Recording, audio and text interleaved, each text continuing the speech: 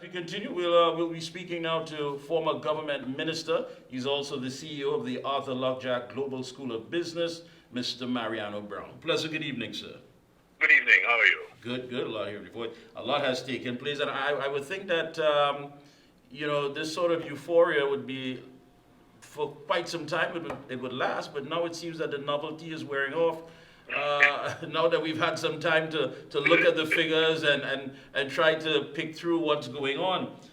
In the same sentence, we're hearing back pay and Christmas. So, immediately, what a response.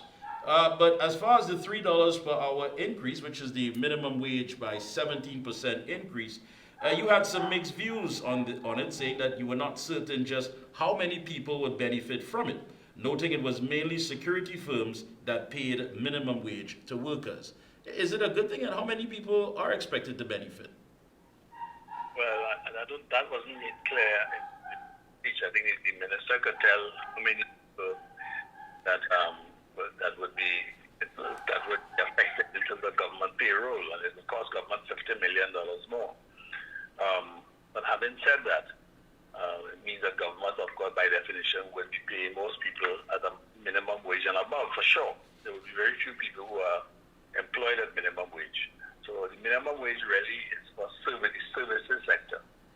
And quite frankly, from what we're hearing about what's taking place in the service sector, and given the fact that the minister is saying that unemployment is at full again, at a particular, at 3.7, he didn't say for how long, he didn't say how long that average work, whether it's for a month, whether it was for a 2 or 3 month period in terms of that. So we really don't know. But the presumption is, if you're moving to full employment, raising the minimum wage is a moot point, because by definition, the underlying cost of employment will be going up anyhow. Right. Now, it's also clear that in the services sector, at the high end as well, that we're beginning to see shortages. Right? There are beginning to be shortages in certain skilled areas. Certainly, for example, in the area of accountancy type services. We know that the firms are hard pressed to recruit and to have enough staff to meet their work program. So if that is taking place, it means that there are shortages at upper level, and by definition, from when you listen to somebody business committee, there are shortages at the lower level as well. So making the change, the cosmetic one, it sounds good, makes the government sound good too, right? But it only affects those people who are paying minimum wage within that particular. And the only area that I'm clear on where that happens is in the security firms. Yep. Right? Now, what other areas and so on, the minister wasn't very clear on that, which means that the move was really intended as a signal to what one would call it. The budget had a look, touch, and feel of an election budget. So, as one person has already commented, that the campaigning for 2025 has already started. And I think one has to look at the measure from that perspective. Yeah, the language itself too was quite interesting. With this same minimum wage increase, the finance minister said that he proposed to initiate action to minimize the country's socio-economic imbalance and stimulate consumer spending aimed at economic expansion. But not much has been given to SMEs, especially what took place with COVID and the pandemic and what have you. Many were unable to open their business doors after even trying to keep the lights on. There was no economic lifeline. As far as this expansion, how in touch and how real would you say that many of these statements should be taken by us, the citizens? Well, I think you'll have to look at it from the broad macroeconomic point of view. If you're looking for another grant to be given by another government agency to a specific class of person or to a specific type of business sector, the answer is not included in the budget speech. But the point I would make is this. This is how I would look at it. When he talks about expansion and stimulation, by definition, any budget deficit is expansionary. All right. So, and we have been running what one would call pro-cyclical positions. What I mean by that, when the country is in a growth mode, we run best budget deficits. When the country is in a slowdown mode, we run larger deficits. The result is that if we look at the last 24 budgets, 24, that's the last 24 years, we have only had 3 budget surpluses. Okay. And in most instances, those budget surpluses have been gratuitous, meaning that we did our calculations, and some more money came in. Well, the only one that was really controlled and determined was in 2008. All right? So that was for sure. But otherwise than that, most of the other budget surpluses have tended to be gratuitous. In other words, because some extra money came in and we had already made the allocation. There we go. We have a budget surplus. And that would be certainly 2006 and certainly 2022. All right. So having said that, and I say all of that to say that a budget deficit is by definition expansionary. A budget deficit is by definition stimulates the economy. And whilst it may not be directed or targeted in the way that a grant would be, in the way that a direct specific handout would be, nonetheless, by running a deficit, he is in fact stimulating the economy. Understood. Yesterday, the finance minister speaking at the post-budget discussion at the Hyatt Regency Hotel after the TTMA, which is the TNT Manufacturers Association, he said as soon as the foreign exchange rate is adjusted, there will be demands from the labor sector and it will be difficult to oppose those demands. He says there's an appetite to buy foreign goods, there's a demand for foreign exchange, and we have shortages. He said he met with the Trinidad and Tobago Chamber of Commerce and Industry yesterday, and he asked them to give some ideas and suggestions on how to deal with the forex problem that exists in this country. He said he also met with the commercial banks and asked them for some ideas, and he has been given some excellent proposals, and he has also asked the Exim Bank to give some ideas as well. What can we take from that? You can take that as a politician, basically saying it's not my fault. But it is very much his fault. And very much the fault, literally, of every sort of budget position we are taking. If by definition, a deficit is expansionary, well then by definition you are also fueling the demand. You are fueling the demand for imports. Right? That's one.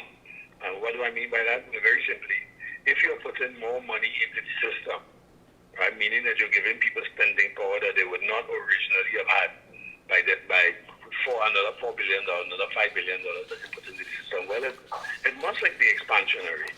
And it must also pump up. If, for example, we're not producing stuff ourselves, then by definition it pumps up the demand for imports. So saying that he doesn't know what's happening and the demand of foreign currency and so on is a very ingenious way of saying it's not my fault, right? But it is partly his fault. And the second point that I would make on that is also a very straightforward point. If there is an inflationary condition everywhere in the world, but inflationary conditions be that prices are rising. If the prices of imports are rising and we don't buy any more than we did last year, in other words, if we stayed in the same position, right, we bought the same amount of food and the same amount of cars, it's going to cost us the amount of inflation more. And we know that the rate of inflation on imported food is certainly above 5%, somewhere between 5 and 10, right? So that the demand for foreign exchange on that basis alone would go up by 5 or 10%, right? So that's not magic. Yeah. But again, the language, I mean, he says that as it pertains to repatriation of forex, he said that he intends to develop strategies to basically bring back the foreign exchange earned overseas by local and foreign businesses operating in this country, as this is a key to increase local supply of foreign exchange. But I mean, when these franchises come here, I mean, it's quite clear that whatever profits, whatever, will have to be paid to headquarters in North America in U.S. currency. So this... They're not headquarters, they're franchises. Franchises, right. Right, so you're paying a franchise fee. Right. Right, to the parent company. Well, that happens. But you think the franchises is what's causing the problem? I don't think so. Well, that's what he's outlining. He's saying that because of our appetite for foreign goods and appetite for what comes out of North America, this is causing a shortage of forex. Yeah, as I said before, the minister's being disingenuous, right? So let's just face facts. If we buy the same amount this year as we bought last year, it will cost us more by virtue of the rate of inflation. The demand for foreign exchange will go up anyhow, right? You haven't done anything extra. You haven't changed anything. You just bought the same thing you bought last year, but it costs more. I think everybody going to the supermarket will see that. And one of the things that we have to say, when somebody says that the rate of inflation has slowed, it doesn't mean that prices are falling, It means that the rate of increase in prices has slowed. It didn't say that prices are coming down. So the prices remain high. So by definition, that pumps up your demand for foreign exchange. That's number one. So you don't have to do anything, the demand for foreign exchange will go up. And number two, if people ordinarily would not have had money to buy X and buy Y because the system is slow, that's what you call an automatic stabilizer. When you run a deficit, well, you now have an automatic stimulant. So you're going to buy more, right? That doesn't mean the consumer not respond. The consumer, well, I mean, my case partners are going to have to spend more. I have the money in my pocket, I'm going to buy. Because we have to recognize the coefficient of, the import coefficient on every dollar is literally 85 cents. So if you put $10 more in my pocket and I spend the $10, right, well then I'm going to import 0.85% of that dollar is going to go towards import. The other point that one has to take into consideration, everybody looks at food. The biggest cost, the biggest expenditure on imports is not cars, not food. They're the things that drive the demand for fuel. Fuel is the biggest user of foreign exchange. Fuel, right? Because whilst we are no longer importing raw unprocessed fuel, we are now importing all the fuel that we require that has been processed abroad, which means that it is more expensive per barrel.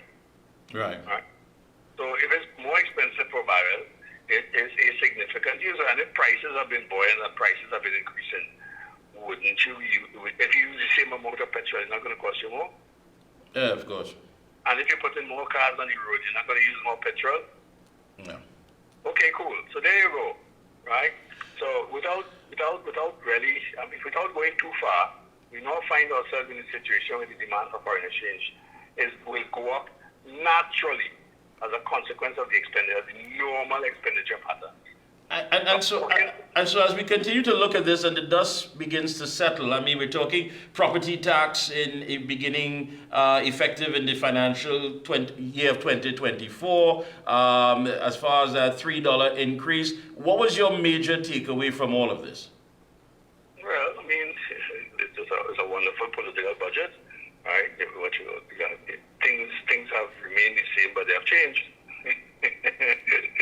right?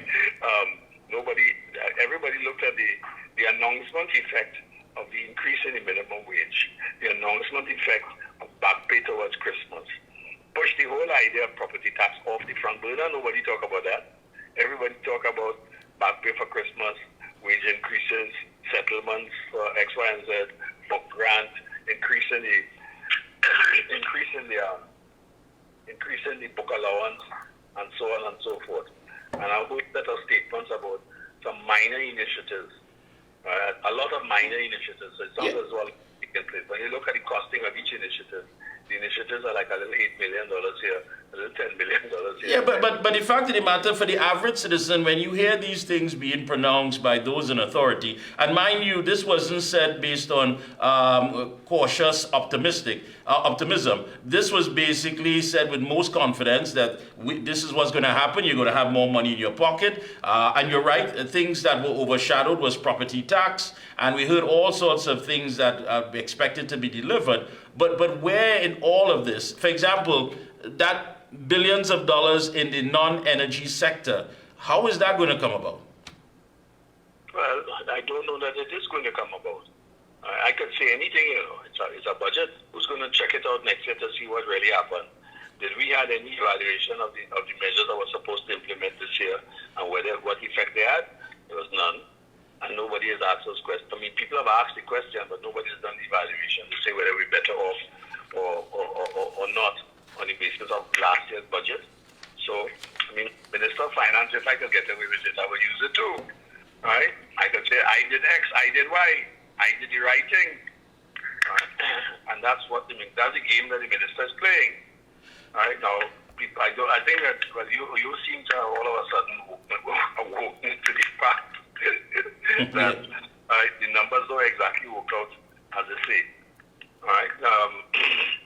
So these are not easy times. Right? These are not easy times. Let's start off with that presumption. These are not easy times. But yet the minister in his statement, in the course of the statement, I think he makes the point very strongly. It says, let me get it here. That's what I repeated. I don't want to say I didn't say the right thing. Yeah. He says that our sector, our primary sector, the energy sector will remain our primary growth engine in the near and medium term, with the economic recovery taking root in 2022. Well, economic recovery taking root in 2022. If your natural gas and the main element is what you call the energy sector, but energy sector production hasn't gone anywhere. Well, what is the economic recovery from again? Increased prices. Yeah. Right? So you're depending upon the increased prices to continue to carry you through, right? Which means you're depending on a variable over which you have no control. He then goes on to say in another way, our firm commitment to fiscal prudence and consolidation is now paying rich dividends despite the multiple shocks and challenges. Fiscal prudence. But fiscal prudence, as to any householder, is that I would have controlled the amount of money that I spend relative to the amount of money that I earn. Right. If we are running deficit, right now there will be a time that you have to run deficits. And during COVID, I think everybody recognized that. Nobody argued. It was a very high deficit. But countries everywhere in the world had to do that. So Trinidad and Tobago is no different in that regard. All right, so we had high deficits. But as I make the point, high deficits, right, pump up your demand for imports. So you can't talk about now people who are earning foreign exchange and not bringing it back into the system. I am not going to bring any revenue back in the system if I can't get access to it. So the first thing that you have to assure me is when you say get access to foreign exchange, what does that mean in real terms? The $6 billion that we talk about in foreign exchange reserve, or the $4 billion in the commercial banks, are not held by banks. They are held in account balances due from other banks abroad. So there's no money in the country. All the big US dollars are being held in other banks everywhere else in the world, in their corresponding banking system. What you're really saying is people are not bringing money back into the country and selling it to the commercial banks and or the central bank at the official rate of exchange. So why would I do that? If I sell it to the banking sector and I can't get it back, right, when I need it, why? I will only sell you foreign exchange if I have every guarantee that when I come for the foreign exchange, I will get it back. Have access to it. And you're right. So I simply... If I have no confidence that I'm not going to get the money back, why would am I going to sell it at 6.8? I'm not going to do that. Exactly. I'm not going to do it at all. That's the second point. And the other point is, right, and this is where we have what you call it, macroeconomic policy and monetary policy are colliding. You are doing a fiscal deficit. So you are pumping money into the system. The import coefficient means that we want foreign exchange, right? So that people will increase the demand for foreign exchange. But you're saying we don't have enough foreign exchange. Well, and we say that we are on the road to recovery. We can't be on the road to recovery if we're earning less and we're producing less foreign exchange items which will generate foreign exchange, right? I think what you call it, I think that Kevin Ramnarine made the point very eloquently on TV6, where he basically shut up the other three ministers by talking about the declines in the energy sector and energy sector production, right? That's the reality. So if that is the case, and then we have another variable, we're keeping the interest rate in the system low because we want people to borrow, and that again is expansionary. Well, interest rates rising abroad. because everybody is trying to bring down the cost of inflation and basically slowing down the rate of growth in international economies. So what is the average interest rate you could get on treasuries?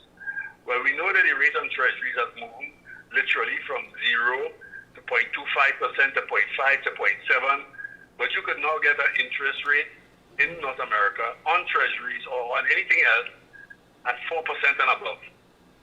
What is the rate you're getting in the local markets on your US dollars? Less than 1%? Well, if I could get 4%, why am I bringing it back to Trinidad? And if I am not going to be able, and I'm earning it, I earn it, and according to the law says that if I earn it, I could keep it in my account. And by the way, better not play with that law. That law better stay in position.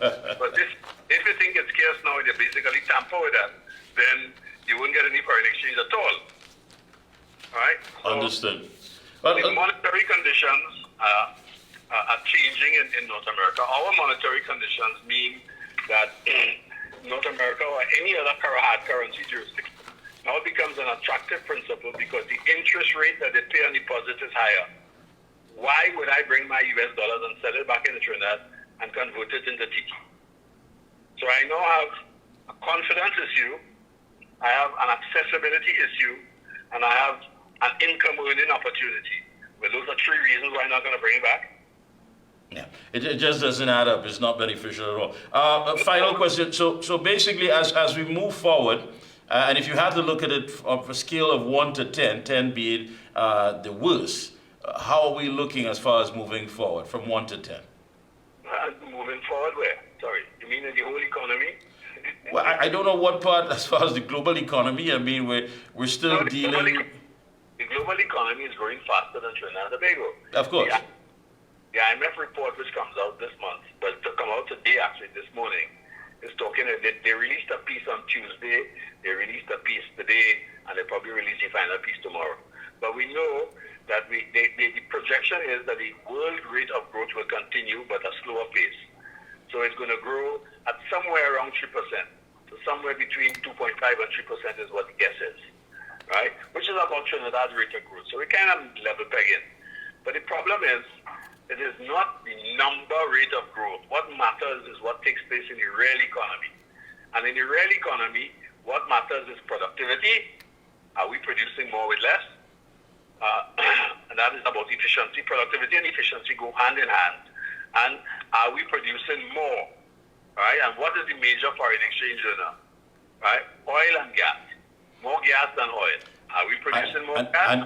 And where do we expect to get that revenue from the non-energy sector? That in itself. Well, the non-energy sector, the minister's been disingenuous in that.